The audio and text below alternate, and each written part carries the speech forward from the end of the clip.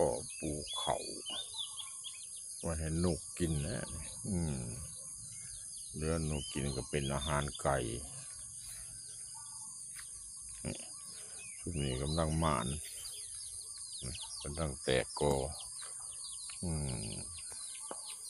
ปลูกเขา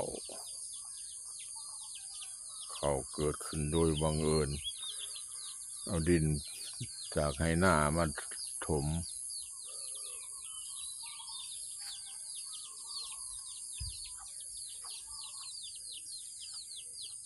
แล้วก็เกิดต้นเขารักษาไว้พักขะแยง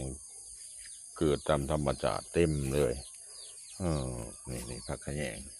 ยงพื้นบ้านแกงเส้นใหม่เต็มพื้นที่เลยเอาดินมาจากท้องนาประโยชน์นี่ปลูกไว้ให้ไก่กินนี่ไก่มันจังน้อยมันก็ต้องไงอยู่นี่ไก่น้อย